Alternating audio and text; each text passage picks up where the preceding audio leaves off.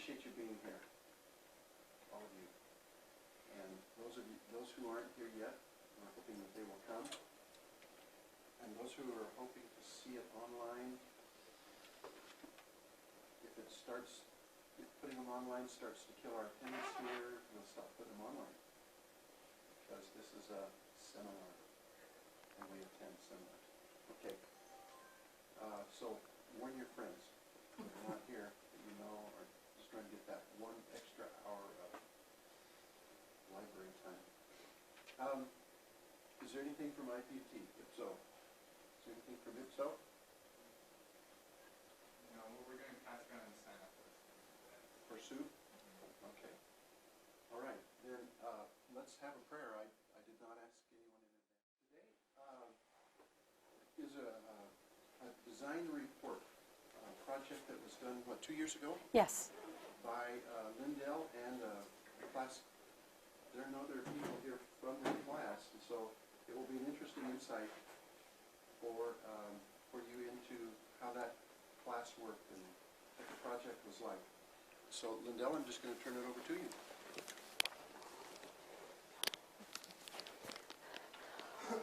It feels a little funny being up here when I feel much more comfortable sitting where you are watching the clock. And I say that for not the reason you may be thinking. When I originally gave this presentation at AECT this last October, here's a very important lesson learned. And it shows you that it doesn't matter how old you get, there's always things that you need to be reminded of. And unfortunately, we often learn by sad experience.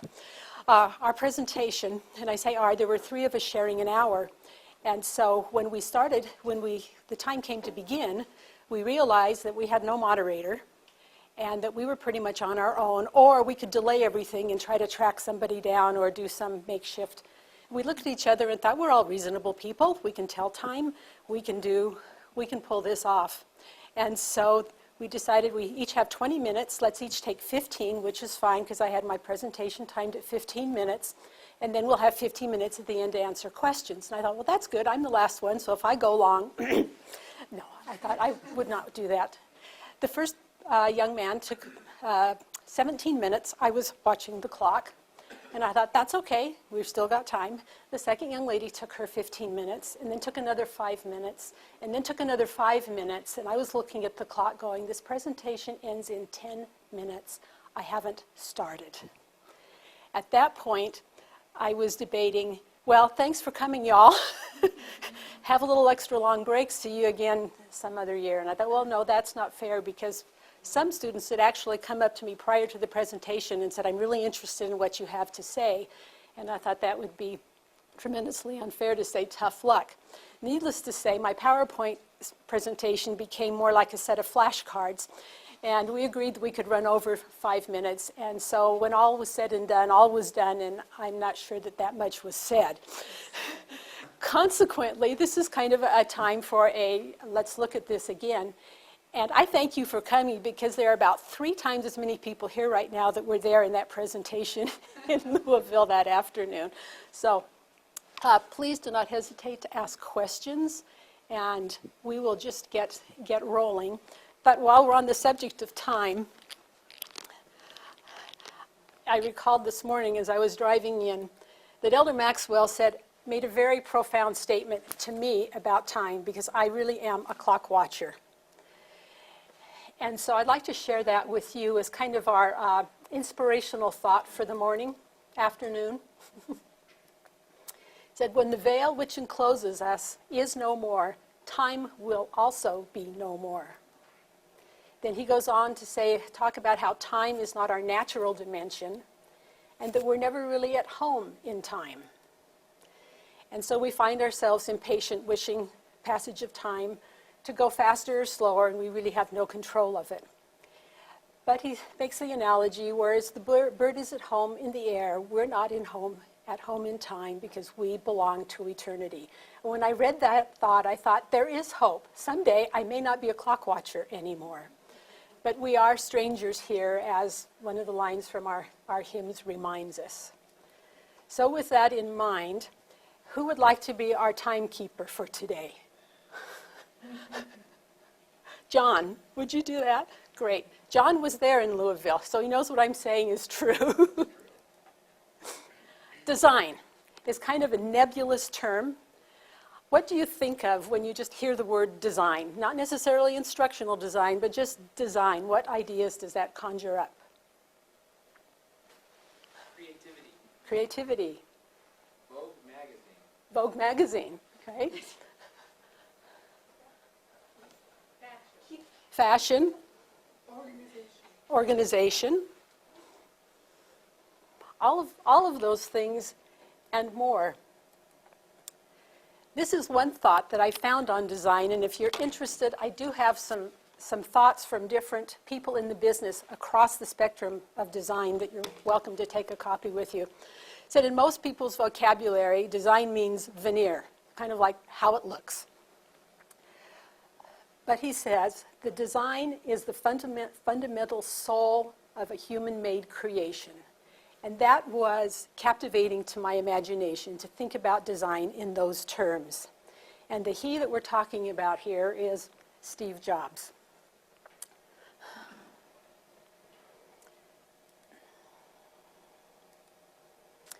So, the design challenge that our IP&T 664 class was faced with in January of 2008.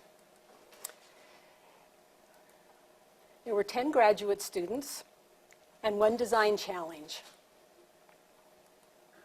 We were to create a Polynesian culture teaching kit for the Museum of Peoples and Cultures here on campus. Actually, it seems like it's off campus, but if you've never been there, you should take a walk down towards, let's see, a little bit south of Brick Oven and find a gym.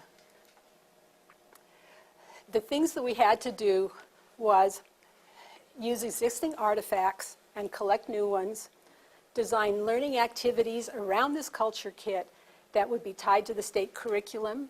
And while we were at it, how about coming up with a new branding identity and provide a template for future kits and as a guide to remodel some of the existing kits that they had. Well, as they were talking about Polynesia, I thought, my mind immediately drifted to all these wonderful scenes, and I thought, gee, how fun to work with a project that's got wonderful sights and smells and tastes and all of those things. And it was very intriguing until this fact hit me. We had 15 weeks. Now, I'd worked in the industry for about 20 years, and if someone had presented this challenge, I would have said, yeah, we can do that in about 6 months. And at that point, I may have even felt like I might have been a little optimistic. But the thought of doing it 15 weeks, not with a full-time staff, but in meeting as a group 3 hours a week, made me feel very much like I was standing in front of a tidal wave, ready to break. I'm not sure how everyone else felt in that class. Sometimes inexperience is valuable. Nevertheless, as a result of what we were able to accomplish in 15 weeks, we have this presentation called What They Don't Teach You in Instructional Design Class, which in itself is kind of a conundrum because that's where we learned it. The team we had was this illustrious set of faces, most of whom you're familiar with. A professor. Our client was Kari Nelson from the Museum of Peoples and Cultures, and she was in charge of the education program. The rest of this is the team. Now for me, coming from where I did at church headquarters, a team of 10 people was, we would have called it the Mongolian Horde. And you never designed using the Mongolian Horde. You always did things sleek and mean with maybe 5 or 6 people. Definitely not 10. And definitely you couldn't succeed with 10 people that were from who knows what kind of a background. Because there was a lot of expertise on our team coming from some of these different subject matter areas. And then a project manager. And that may seem, what does management have to do to design? This quotation captures it for me. It's not enough to have a talented designer. The management must be inspired too. The creative process is very disorganized, and it's a balance of being disorganized and letting the innovation and creativity flow with being rational in how you get things produced. And so it takes a balance of both of those things, which is why we soon decided we needed a project manager. And bless Katie for taking that responsibility. Now back to the challenge, the problem we're facing in designing this Polynesian cultural case. We had to define our end users, and they were pretty much given to us and pretty well spelled out. It was primarily teachers and students, and of those it was even more aimed towards elementary, though not exclusively that. But in addition, there were homeschoolers to pay attention to, youth groups such as Boy Scouts that were also users of these things. And our prime objective from the Museum of Peoples and Cultures was to provide a hands-on experience for students to learn about diversity by using these artifacts from different cultures and time periods.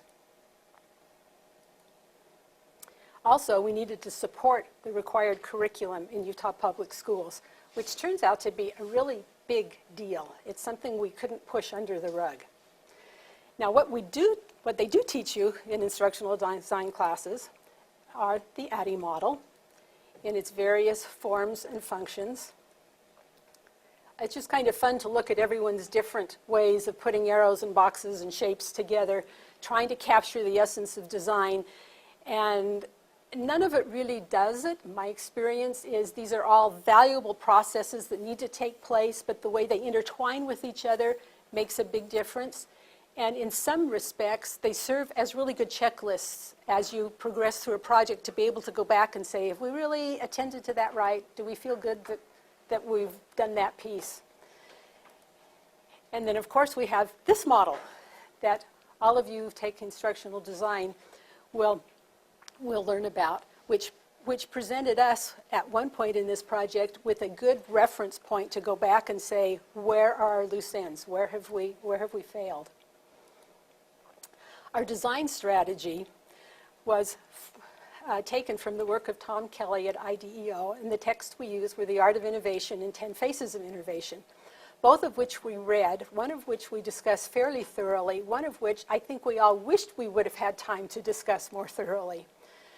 But from that, the design strategy we used was rapid prototyping. Another thing we knew we needed to define early on is, since we had 3 hours a week to meet, the idea of needing a place where we communicate and share ideas became very apparent, and so technology, IP and technology, came to play, and we set up a blog. We found that didn't work very well. We found that out quickly. We were willing to jump, and so we named someone an idea recorder, which doesn't sound very formal or very technical, but there was one person responsible for making sure that while all these ideas were flying out in its various forms, that they were recorded someplace so we could go back and look and see what we had done and if we had any loose ends. As a team, we said, okay, well, let's try using Clockit, free software, management software. That will help us. The reality was most of us individually didn't want to use it individually, and this again where the project manager became very important, who used the high technology we know as email to keep us apprised of what we needed to do next. Prototyping. That was a fun thing to do, and it was extremely useful. And we did it in several iterations. One of the first things we did was create posters. And in groups, we formulated some ideas of, okay, how can we solve this challenge? How can we get to where we want to be quickly and find something that will be wonderfully useful to the children in the state of Utah? And so we put posters up on the wall, and then we had a chance to review them, and with our little yellow stickies, we would go around and vote on ideas that we thought were really good, that we wanted to make sure got recorded for future use. So here we were starting a basis of collecting ideas. Next, we looked at our end users, and we created persona cards. This was an idea that Sarah Joy had, and there was kind of two sides to it. At one time, I think many of us thought we're spending too much time with this, and we're producing a product that almost looks too good and too real. But the purpose of that is it helped us greatly in identifying what our end users were like. Because the problem we had was we were working in a January to April time frame, the kits were generally used in a September to December time frame, so we couldn't go out to a school and actually watch them being used. to say nothing of the time that would require. So this was our kind of our fallback in helping us understand users. The other thing that most people don't consider is design space. Now, when I was presenting this in Kentucky, I didn't say this is what the classroom at BYU looked like because I hadn't taken a picture of this, but you're sitting here, you know this is not here, but it does kind of look like, rows and... What we found out is it was extremely confining. We needed a place where we could play, where we could put things up on the walls and where it could stay, and so we ended up down in the tech lab, which also is not this picture, but kind of represents the idea with blackboards, a tech station we could work from, round tables and room to move around. Because in doing this project, we actually did a lot of playing. We looked at dozens of ideas of things, everything from what it should contain to look and feel for publications, to color schemes, to you name it. We were just fast and furiously throwing out ideas and playing with them. And interesting things came as a result of playing. One day, you look at this tarp at the bottom, you think, what on earth would a blue tarp have to do with anything? And the original idea was, we could put a tarp down and then we could have laminated pieces of the different Polynesian islands, and the students could learn the geography on the tarp. We thought, well, that would, I could see elementary school children getting excited about that and learning the relationships and a little bit about scale and all that kind of stuff. And blue tarps are cheap. But the interesting thing that happened very spontaneously, and this was I think one of the great benefits of prototyping, is your imagination's running wild. Someone else, I think, had a piece of tan material, and I had a piece of green material that I brought in because when our prototyping wasn't just talking, it was playing with stuff. People would bring in boxes and containers and flowers and all sorts of things, and we were trying to figure out how to make this all work. And we took this blue tarp, took one of these chairs, threw the blue tarp over that, and you have to use your imagination here. I thought about finding it, but it took me a year to get the tarp back to my husband, so I didn't want to go retrieve it again. And we on top of that, we put the tan tablecloth, and on top of that, we put the green piece of material. What happened was, right there, we had created a Polynesian island. So many of them are volcanic in nature, so we had the blue sea, the tan beach, and the green on top. And we thought, that's cool. That became an idea for the recorder to use. We didn't actually implement that as far as putting those materials in a kit, but it was still a really good example of what playing with your ideas and generating things that you hadn't originally thought of just by associating things together and seeing things in a new way. So the Polynesian Cultural Kit ended up with a new logo, the culture case. It so happened we had someone in our group who had majored in fine arts. How lucky is that? Well, if you don't have someone in your group that does that, there are always resources that you can call upon.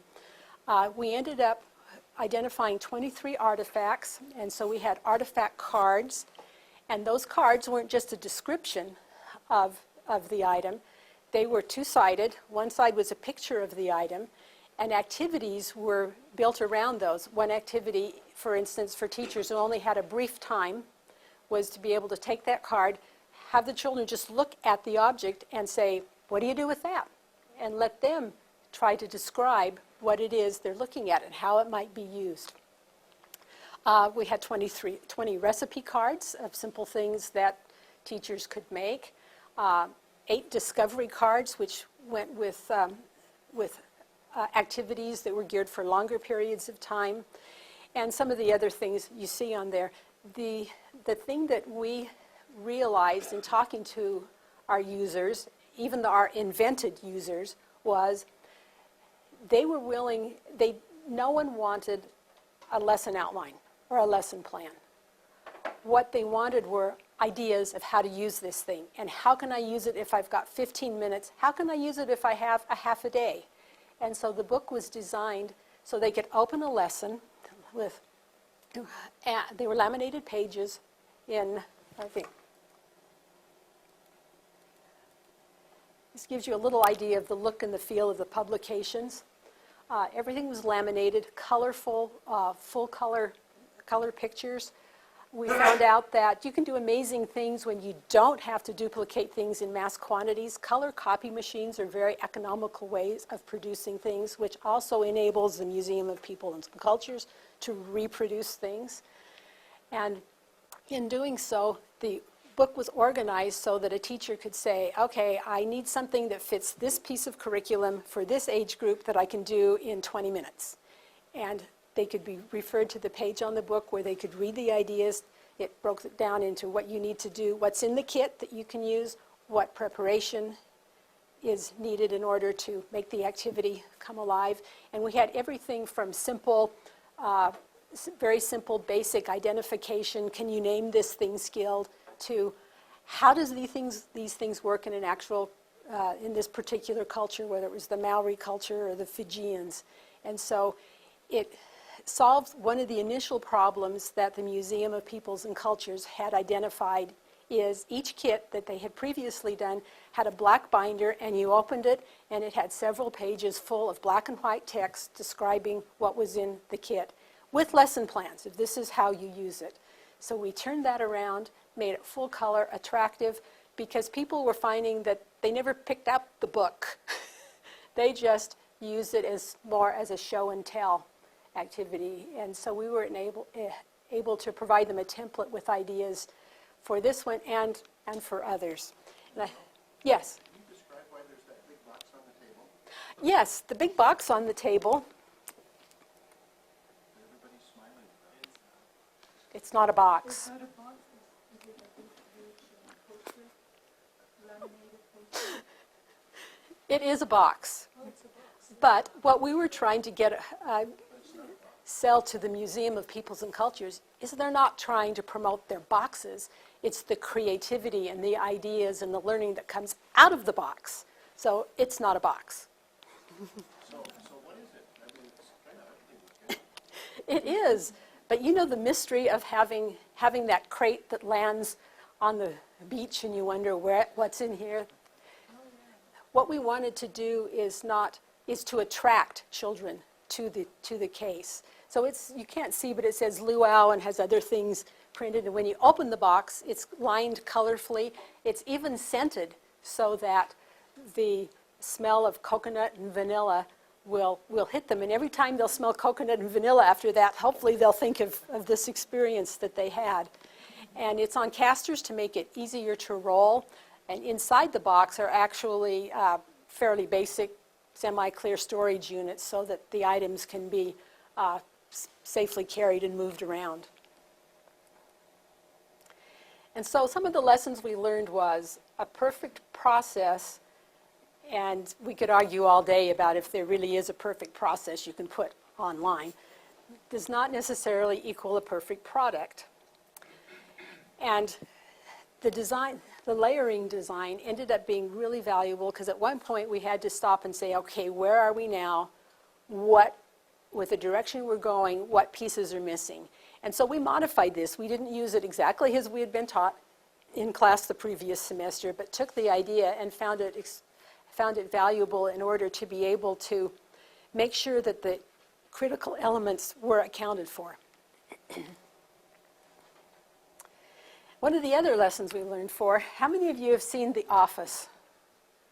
You know, I saw it once because I was trapped on an airplane and it seemed more interesting than anything else that was going on. We'll leave that at there. But you would all then know who this character is, probably better than I do. And not long after we were doing this work, you may be familiar with, do I dare want to try Lillian Quist? I'm not sure how she pronounces that name. It sounds Scandinavian to me, and I should know better, but I don't. But she's at the Marriott School, and she made this observation that the mere presence of a newcomer who is socially distinct can shake up the group dynamic. That leads to discomfort, but it also to better processes that ultimately yield superior outcomes. And I think some of the success we had with our Mongolian horde is that we were not a sleek, lean, mean machine design team. We were kind of a combination of team members that we were not like each other. And And sometimes that caused some tension, and we kind of had to regroup and say, okay, now how are we going to work this? But that very presence of something that's very different can also be to an advantage. Therefore, hire a Dwight Schrute for a better performing team. Be brave. The other thing we learned is you have to love constraints and be aware that constraints change.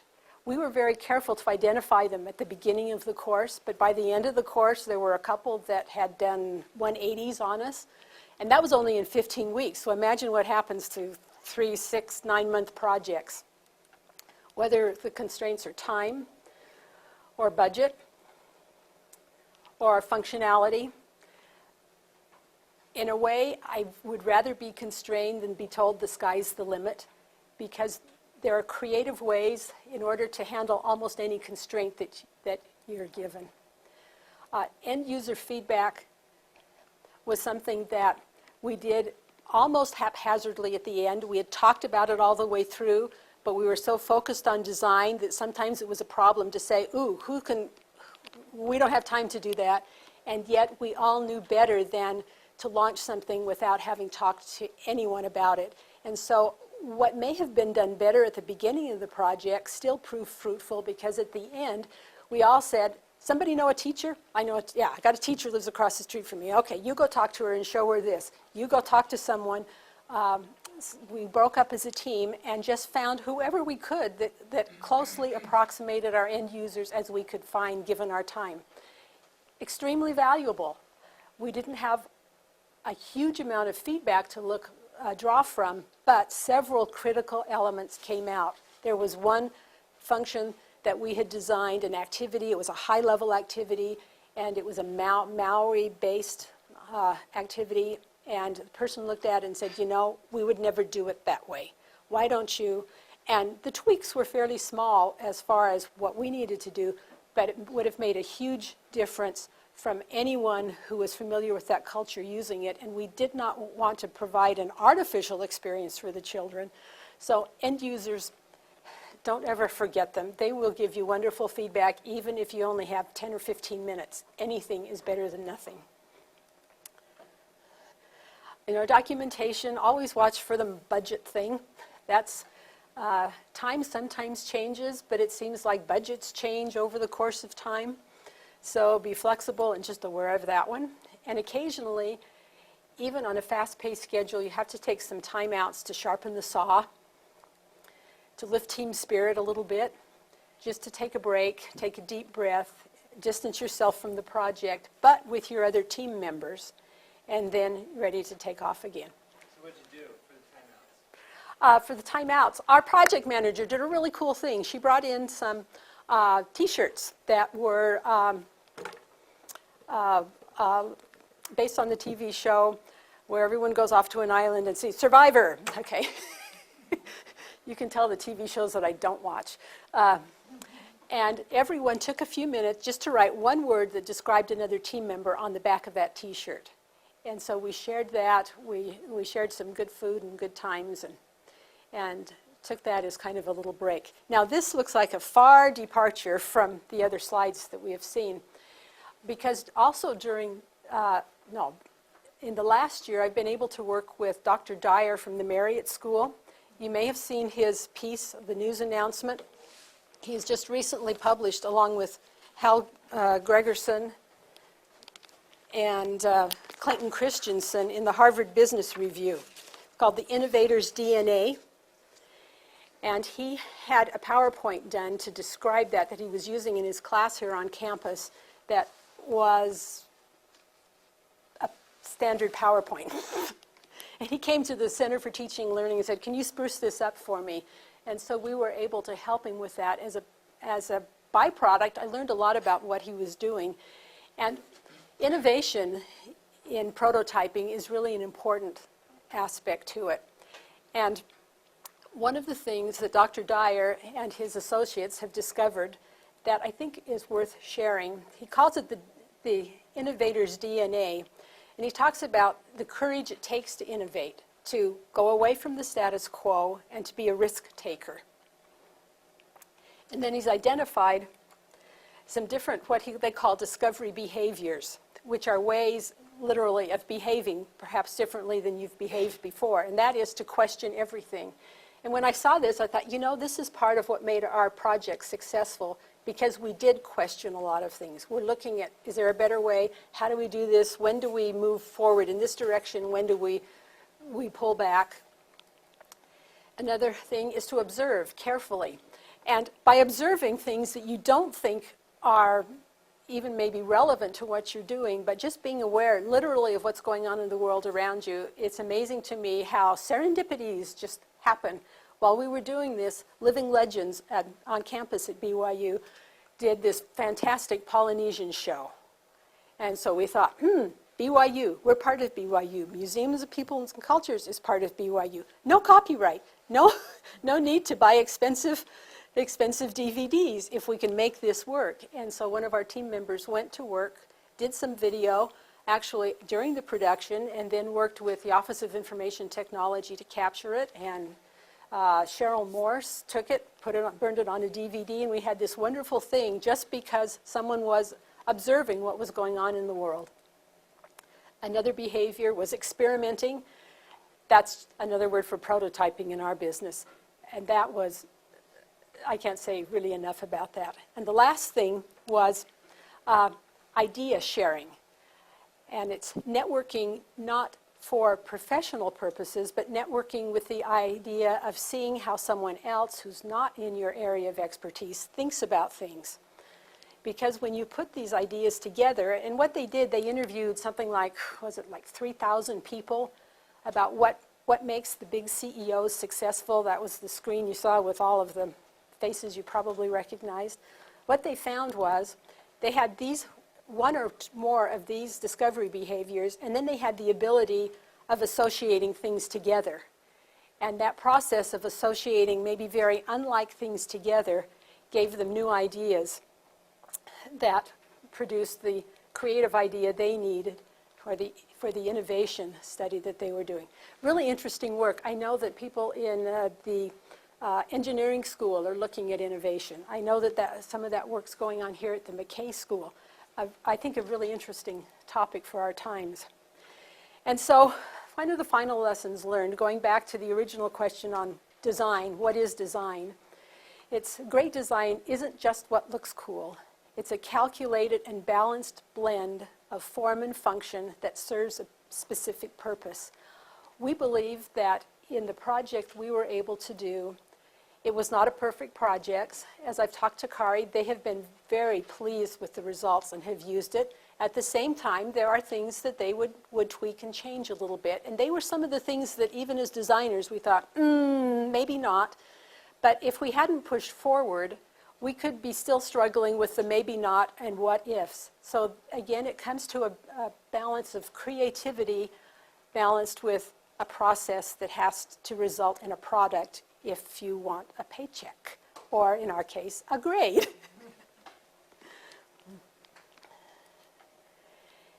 And then this particular idea generator said, although it's really neat, it's really satisfying when the end result looks cool. And it brings me back to the thought of design can be, anything from the pattern on a sweater to the logo on your computer, or to the great grand design that we all call home. And the important thing that we came away with is after feeling like we were about to be buried under a tidal wave, we ended up with what we thought was really a very beautiful, functional thing. And it was a satisfying experience, a whirlwind experience. In the last few weeks, I know some people probably put in 30 or 40 hours of work a week in order to get it done. But the excitement was we were on track. We could go back, measure it against processes and go, yes, we accounted for that. Yes, we did that. We didn't do that very well, but we were willing to sacrifice that for the benefit over here. And all in all, really have to pay tribute to Dr. Gibbons, who let us to some extent go wild. And yet in our wildness, there were moments of instruction when he saw things happening that he could draw a circle around and sort of connect the dots. And that was another very important learning experience, is to have someone who, when you bounce from here to here to here, is able to say, you know what you were doing here? let's talk about that. And so altogether, if you haven't taken 664, I don't know what the next project would be, but it was a great learning experience. And so what they don't teach you in instructional design school, in fact, turned out to be exactly what I learned in instructional design. Any questions? Did everybody get the same grade? I believe so, and I believe everyone deserved it. But I do not know that for a fact. Everyone deserved, the interesting thing is there were times when you thought, at least I thought, well, so-and-so's pretty quiet about this whole thing. But something would come up that was just their expertise, and they would grab that piece and run with it.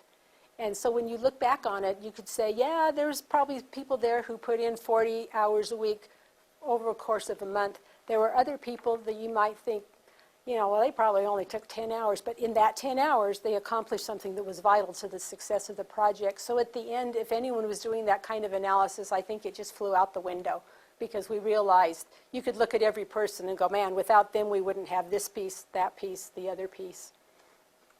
So I've got a question. I'm actually in the class, the 664 now, and we've got a project that we're working on. But how did you make the best use of the entire team? As far as working together, assigning tasks, doing things separately and then coming together, working together. What are some tips you have on that? Well, the tips are hopefully something Dr. Gibbons has still started, and that was originally he divided us into teams and said, okay, your first task is you need to go find out what's required. And we pretty much, he assigned us in teams, and I think he had a plan for rotating that and making sure that we all got mixed up and working with one another. But basically it became, everyone had so much buy-in to this project that people were volunteering when something came up. Oh, I can do that, good. They grab a couple of people and you guys go do that. So sometimes we were formally saying, we have 3 things to do, we'll divide into 3 teams, this will be the 3 team members. And sometimes it was people just saying, I've got an idea, Mike, let's go try that. But it was, I think, the buy-in at the beginning that we could do this, and this was something exciting, that everyone kind of looked for the point where they could raise their hand and say, that's my expertise. Sometime we needed an editor. We had someone who had some editing expertise, or if they don't, they know people who can do things. Lyndell, can you describe a little bit about how the core ideas were generated? That is, at the heart of all this, yes, it was a box, it was a bunch of artifacts from different places that went into the box. What was it that brought all the ideas together? Do you remember? Matrix? Maybe I don't. I think that's a very good question for the instructor. I could answer that, but I think you're going someplace, and I'm not sure where that is, but I think it's probably more important than what I might say off the top of my head. One of the things that happened at one point was the solidification of the message and the mechanism of what eventually became the product. We had to generate some tables of, for instance, we had a list of artifacts that might be included, but there had to be a purpose. There had to be a set of purposes with respect to each artifact, and so there came to be this matrix. Up until then, all of the ideas about the product had been kind of disorganized, but once this matrix solidified, all of a sudden, the idea took form in everybody's mind. And the next thing that happened was when Chandler brought that first cardboard prototype of the box, and do you remember the effect that had on the class? It was like, this is it. It's like... It excited everybody's imagination all at once, and then after that, everything came together. Is there somebody here that was in the Church History Museum project last year? Could you describe how the idea for that came together? Can you remember a matrix? We did do lots of matrices. So much content.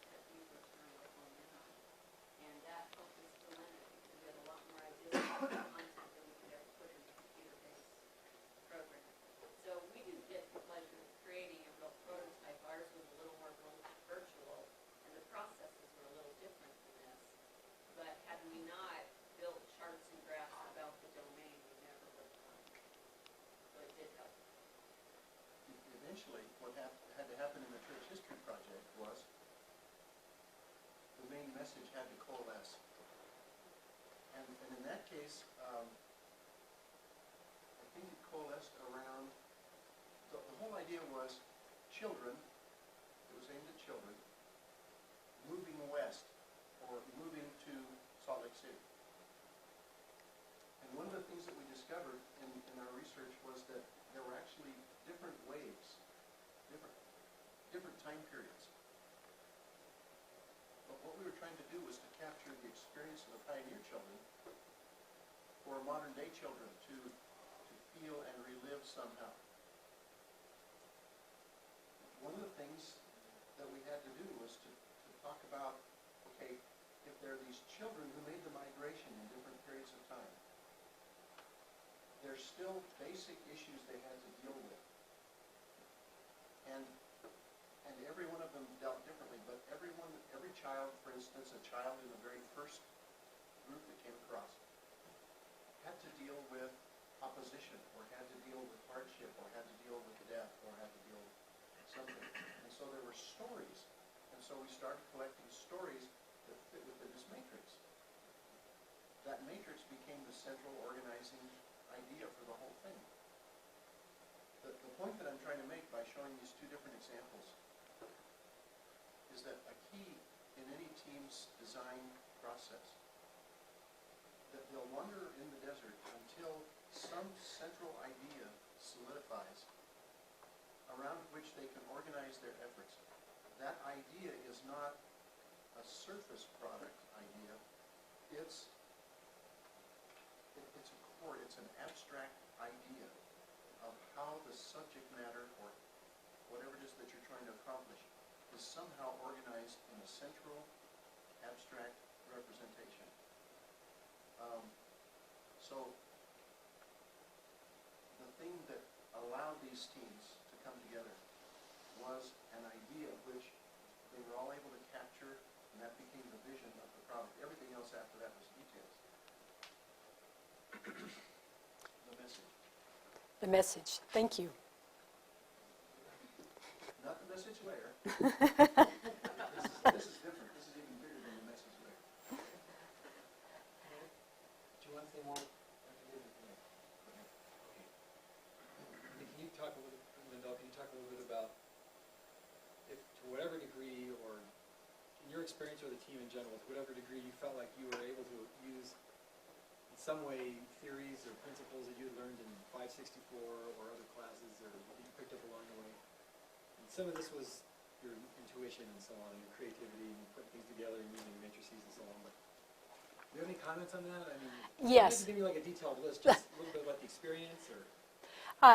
Yes, one of the things, well, there were lots of times when we were drawing upon that information, sometimes that we would vocalize it, sometimes it was we were picking something that had already been internalized. We had several elementary school teachers that were part of our group.